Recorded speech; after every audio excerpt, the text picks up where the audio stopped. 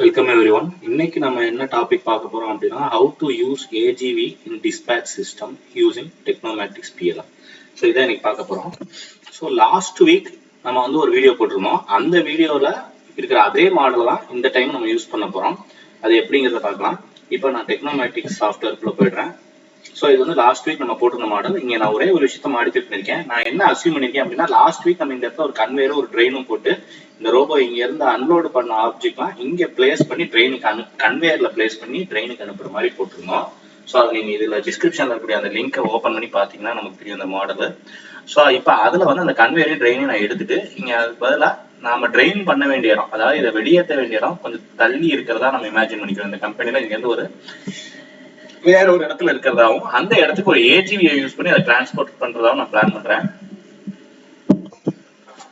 So அப்போ AGV எப்படி implement பண்றது, அப்படி தள்ளி இருக்கிறப்ப எப்படி ஆப்ஜெக்டை வந்து ஏஜிவி வச்சு நம்ம அனுப்பணும், அப்போ எப்படி நம்ம வந்து டிஸ்டன்ஸ்ல இருக்கிறதுக்கு ஏஜிவி எப்படி உள்ள கொண்டாடுறதுங்கிறத பார்க்கலாம்.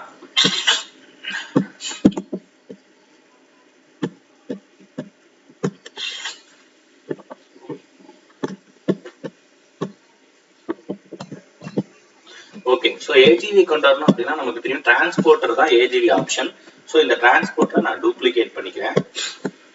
ஸோ ஆல்ரெடி நம்ம சொல்லியிருக்கோம், எப்பவுமே நம்ம வந்து டூப்ளிகேட் பண்ணி யூஸ் பண்றது நல்லது. ஒரிஜினல் ஆப்ஜெக்டோட ப்ராப்பர்ட்டிஸ் நம்ம டிஸ்டர்ப் பண்ணாம இருக்க முடியும். ஸோ நடுவில் ஒரிஜினல் ஆப்ஜெக்ட்ஸோட ஒரிஜினல் ப்ராப்பர்ட்டியோட எனக்கு ஆப்ஜெக்ட் வேணும் அப்படின்னா நான் இங்கேருந்து எடுத்துக்க முடியும். டிஸ்டர்ப் பண்ணிட்டோம் அப்படின்னா திருப்பி நாம தான் உட்காந்து ஒவ்வொரு பார்ட்டா எடிட் பண்ணணும். அதனால ஒரிஜினல் எனிமே டிஸ்டர்ப் பண்ணலாம், டூப்ளிகேட் பண்ணி யூஸ் பண்ணலாம். ஸோ இந்த டிரான்ஸ்போர்ட்ல நான் என்ன பிளான் பண்றேன், இங்க 10 பீஸ் இருக்கு இல்லையா, அந்த 10 பீஸும் தனித்தனியாக இந்த ரோபோ வந்து இங்க இருந்து அன்லோட் பண்ணி இங்க பிளேஸ் பண்ண போகுது. அப்ப டிரான்ஸ்போர்ட்ல என்ன கெப்பாசிட்டி இருக்கு, நமக்கு 10 இருக்கணும். ஸோ நம்ம ஏற்கனவே ஸ்டாக்கிங் கண்டெய்னர் பண்ணோம் இல்லைங்களா, போன வீடியோல பார்த்தா தெரியும். அந்த ஒரு கண்டெய்னரை 10 அதுக்கு மேல 10 ஆப்ஜெக்ட் எடுக்கிற மாதிரி எப்படி மாற்றணுமோ அதே மாதிரி ஆப்ஷன் தான் இந்த டிரான்ஸ்போர்ட்டர், அதாவது ஏஜிவிக்கு இருக்கு. ஸோ டிரான்ஸ்போர்ட்டர் டபுள் கிளிக் பண்ணுங்க, அதோட ப்ராப்பர்ட்டி ஓப்பன் ஆகும். என்ன கண்டெய்னர்ல இந்த இடத்துல அந்த ஆப்ஷன்ஸ் இருந்தது, நம்ம நம்பர் ஆஃப் குவான்டிட்டி ஏத்துறது. பட் டிரான்ஸ்போர்ட்டர் பொறுத்த லோட் பேன்னு சொல்லி ஒரு டேப் இருக்கும்.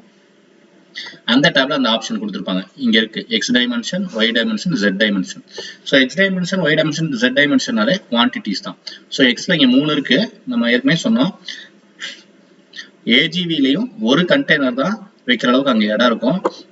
பார்ட் அப்படின்னா 3 பார்ட் டிஃபால்ட்டா இருக்கக்கூடிய எம்யூ இருக்கு இல்லையா, பார்ட் எம்யூ, அதுனா 3 வைக்க முடியும் எக்ஸ் ஆக்சிஸ்ல, ஒய்ல 2 வைக்க முடியும், டோட்டலா 6 வைக்க முடியும். பட் கண்டெய்னர் 1 தான் வைக்க முடியும். அதனால நான் எக்ஸையும் 1 ஆக்கிடுறேன், ஒய்யையும் 1 ஆக்கிடுறேன். ஜெட்டை மட்டும் எனக்கு 10 தான், அங்க இருந்து 10 எடுக்க போது 10ஐயும் ஒரே ஏஜிவில லோட் பண்ற மாதிரி கெப்பாசிட்டி கொடுக்குறேன். கொடுத்து அப்ளை கொடுத்துட்றேன், ஓகே கொடுத்துட்டேன். இப்போ இந்த டிரான்ஸ்போர்ட்டரும் எனக்கு ஸ்டாக்கிங் ஃபெசிலிட்டியோட இருக்கிறதுனால என்னோட ரெஃபரன்ஸுக்கு அதை ரீநேம் பண்ணிக்கிறேன். ஸோ ஸ்டாக் டிரான்ஸ்போர்ட்டர் அப்படின்னு ரீநேம் பண்ணிக்கிறேன். ஏன்னா நார்மல் டிரான்ஸ்போர்ட்டரில் ஸ்டாக்கிங் ஃபெசிலிட்டி இருக்காது. இதில் நம்ம ஸ்டாக்கிங்காக ஜெட் டைமென்ஷன் மாற்றிருக்கோம். ஸோ ஸ்டாக் பண்ணக்கூடிய டிரான்ஸ்போர்ட்டர் அப்படிங்கிறத நான் இங்கே மென்ஷன் பண்ணியிருக்கேன், ஃபியூச்சர் ரெஃபரன்ஸ்க்காக ஸ்டோர் பண்ணிக்கிறேன்.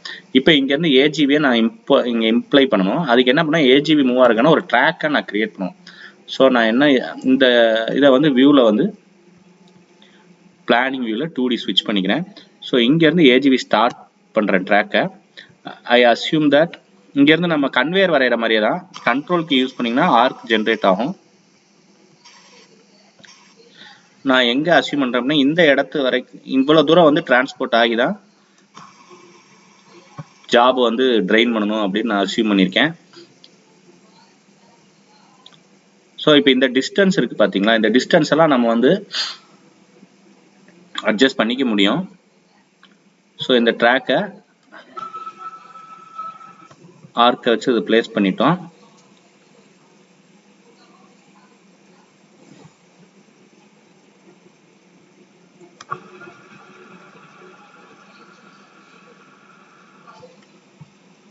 இப்போ இதை இங்கே பிளேஸ் பண்ணியிருக்கேன். இப்போ நமக்கு தெரியுது அது வந்து எக்ஸாக்டா மெர்ஜ் ஆகலை.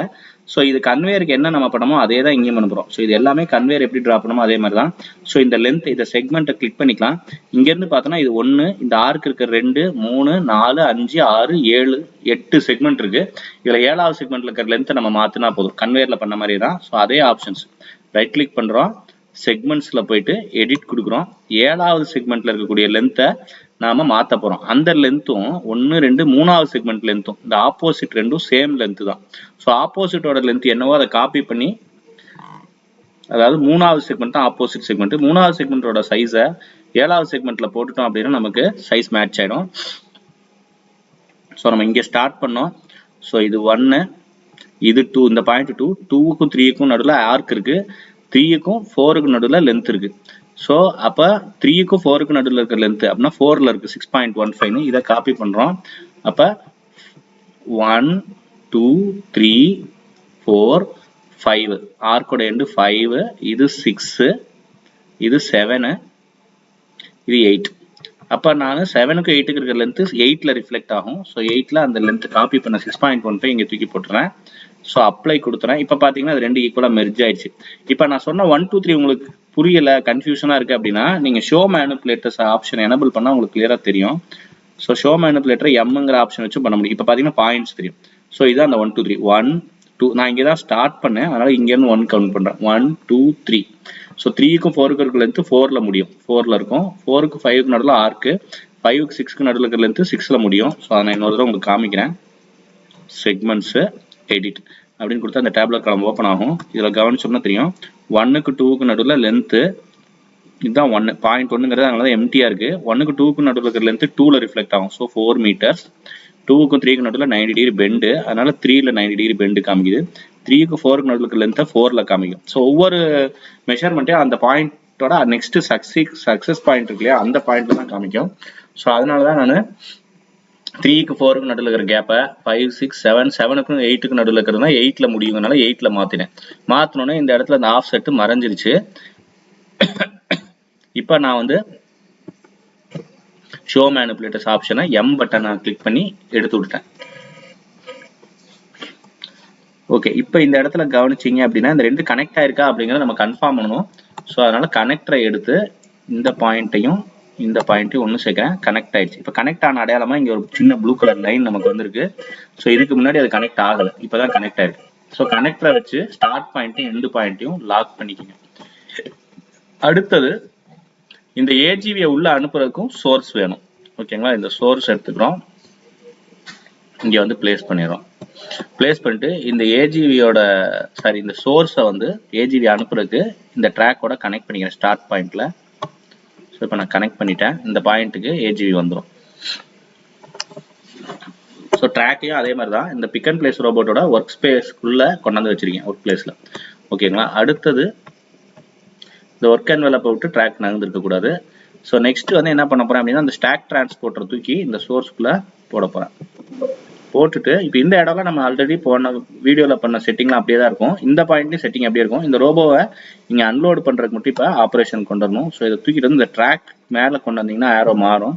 போட்ட உடனே இந்த விண்டோ ஓப்பன் ஆகிடும், கமாண்ட் விண்டோ. அதில் போயிட்டு லோட் அப்படிங்கிறத எடுத்துக்கிறோம். இப்போ முன்னாடி வந்து இங்கே பிளேஸ் செலக்ட் பண்ணிடணும், ஏன்னா அதோட முடிஞ்சிச்சு, கன்வேயரில் வச்சோம். பட் இப்போ இங்கே மறுபடியும் ஒரு ஏஜிவி வரப்போது, ஏஜிவி மேலே லோடு கொடுக்குறோம். லோடு கொடுத்ததுக்கப்புறம் இது மூவ் ஆகும். மூவ் ஆகிட்டு இங்கே வந்து ஒரு கன்வேயர் கொடுக்க போறேன். அந்த கன்வேயர்ல ஏஜிவில இருந்து இன்னொரு பிக் அண்ட் பிளேஸ் ரோபோட்டை வச்சு மூவ் பண்ண போறேன். ஸோ இங்க ஒரு பிக் அண்ட் பிளேஸ் ரோபோட் இங்க இருக்க போகுது. இந்த நான் அசியூம் பண்ணிக்கிறேன் அப்படின்னா இந்த கம்பெனில இங்க ஒரு பிக் அண்ட் பிளேஸ் ரோபோட் வச்சிருக்கோம் அப்படிங்கிறதான். ஸோ இந்த பிக் அண்ட் பிளேஸ் ரோபோட் ஏஜிவில இருந்து ஆப்ஜெக்டை அன்லோட் பண்ணி அதுக்கப்புறம் இருக்கக்கூடிய கன்வேயர்ல போட போகுது. ஸோ இங்க ஒரு கன்வேயரை அந்த கம்பெனில வச்சிருக்காங்கன்னு நம்ம அசியூம் பண்ணிக்கிறோம். அசியூம் பண்ணிட்டு இங்க ஃபினிஷ் கொடுத்தாச்சு. ஒரு ட்ரெயினை இங்க பிளேஸ் பண்ணிடுறோம்.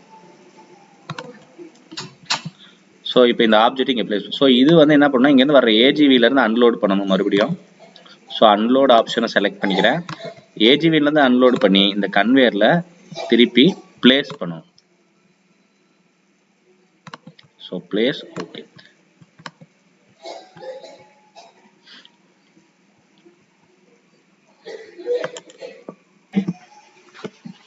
ஓகே. இப்போ நம்ம இதெல்லாம் பிளேஸ் பண்ணி முடிச்சிட்டோம். இந்த கமாண்ட்ஸ் கொடுத்துட்டோம். இப்போ இந்த சோர்ஸ் வந்து டபுள் கிளிக் பண்ணி டபுள் கிளிக் பண்ணி பார்க்கும்போது இங்கே வந்து ஒரு விண்டோ ஓப்பன் ஆகுது. இதில் பார்த்தீங்கன்னா டைம் ஆஃப் கிரியேஷன் ஒன்று இருக்கும். இது நம்ம முன்னாடி இருந்தே சிமுலேஷன் மூலம் பார்த்துருப்போம். இது இன்டர்னல் அட்ஜஸ்டபிள்ங்கிறது டிஃபால்ட்டாக செலக்ட் ஆயிருக்கும். ஸோ இன்டர்னல் அட்ஜஸ்டபிள் அப்படின்னா என்னன்னா, இப்போ இந்த சோர்ஸில் நம்ம எந்த ஆப்ஜெக்ட் கொடுத்துருக்கோம், அது பார்ட்டாக இருக்கலாம், ஏஜிவியாக இருக்கலாம், what ever it maybe, container இருக்கலாம், அதை கிரியேட் பண்ணுறது எந்த நேரத்தில் கிரியேட் பண்ணணும் அப்படிங்கிறது தான் கேட்டிருக்கு.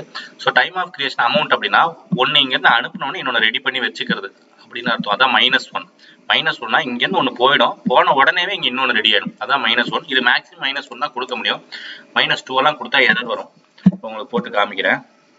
ஸோ அது வந்து எரர் ஒரு வேல்யூஸ் நாட் அலோடுன்னு. பட் பாசிட்டிவ் சைடில் நம்ம வேல்யூஸை கொடுக்க முடியும். இதே பாசிட்டிவ்ல நான் 1ன்னு கொடுத்தேன்னா 1 அங்கே மூவ் ஆகும், 2ன்னு கொடுத்தா அட் டயத்தில் 3மே வந்து டெலிவரி பாயிண்ட்டுக்கு போயிடும். ஓகேங்களா? இப்போ பாசிட்டிவ் சைடில் கொடுத்துருக்கேன். பாசிட்டிவ் சைடில் நம்ம கொடுக்கும்போது அதில் பெரிய லிமிட்ஸ் எதுவும் இல்லை, அக்செப்ட் பண்ணிக்கிது. அட் டயத்தில் அது எல்லா அத்தனை குவான்டிட்டியை இங்கே சப்ளை பண்ணும். பட் நெகட்டிவ் சைடில் ஒன்று தான் கொடுக்க முடியாது. அட்வான்ஸாக ஒன்று ப்ரிப்பேர் பண்ணலாம், ரெடியாக வச்சுக்கிறது. ஓகேங்களா? இப்போ நான் 1ன்னு கொடுக்குறேன், ஏன்னா எனக்கு ஒரு ஏஜிவி இருந்தால் போதும் இது எல்லாத்தையும் மூவ் பண்ணுறதுக்கு. ஸோ அதனால் 1ன்னு கொடுத்துருக்கேன். ஸோ அப்ளை கொடுத்து ஓகே கொடுத்துட்றேன். ஸோ ஒரு ஏஜிவி தான் நான் யூஸே பண்ண போகிறேன். ஸோ அட்வான்ஸாக இங்கே இன்னொன்று ரெடி பண்ணி வைக்கக்கூடாது. வச்சோம் அப்படின்னா அதையும் அதை சப்ளை பண்ணுவோம். ஸோ நமக்கு தேவைக்கு அதிகமாக ஏஜிவி சேர சார் இங்கே டிராஃபிக் ஆகிடும். ஸோ அது மாதிரி பண்ண வேண்டாம். ஒரு ஏஜிவி வேணும்னா ஒரு ஏஜிவி மட்டும் தான் நம்ம எடுக்கணும். ஸோ இப்போ சிமுலேஷனை ரன் பண்ணுறேன். ஒரு ஏஜிவி வந்துருச்சு. இப்போ சிமுலேஷனில் பார்த்தீங்கன்னா தெரியும், ஏஜிவி மேலே அந்த 10 குவான்டிட்டி லோட் பண்ணுது. 10 லோட் ஆனே இன்னொரு ஏஜிவி வரல, ஏன்னா நம்ம -1 கொடுக்கல. 2 கொடுத்தா 2 ஏஜிவி மட்டும் ஓடிக்கிட்டே இருக்கும், எக்ஸ்ட்ராவாக எதுவும் புதுசாக வராது. ஓகேங்களா? நெகட்டிவ் கொடுத்தோம் அப்படின்னா மட்டும்தான் அடுத்தடுத்து புதுசாக வரும். ஸோ நம்ம புதுசாக எலமெண்ட் வரணும் அப்படின்னா தான் நம்ம நெகட்டிவ் வேல்யூ கொடுக்கணும்.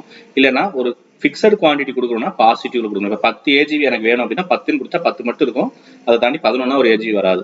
ஓகேங்களா? இப்போ நான் 1ன்னு கொடுத்துருக்கேன்னா ஒரு ஏஜிவி வருது. இப்போ 2ன்னு கொடுத்தேன்னா 2 ஏஜிவி வரும். பட் இந்த ப்ராசஸ் எனக்கு ஒரு ஏஜிவியே அந்த டைம் இன்டர்வல் கரெக்டாக இருக்குது, ஆனால் நான் ஒரு ஏஜிவி யூஸ் பண்ணுறேன். ஓகேங்களா? நெகட்டிவ் கொடுத்தா அடுத்தடுத்து வந்துகிட்டே இருக்கும். ஒவ்வொரு ஏஜிவி நகர புதுசாக ஏஜிவி வந்துகிட்டே இருக்கும். ஓகேங்களா? இப்போ உங்களுக்கு இந்த ஏஜிவி எப்படி யூஸ் பண்ணுறது, அதே மாதிரி அந்த இன்டர்னல் அட்ஜஸ்டபிளோட வேல்யூட மீனிங் என்ன, இதெல்லாம் தெரிஞ்சிருக்கும்னு நினைக்கிறேன். தேங்க்யூ.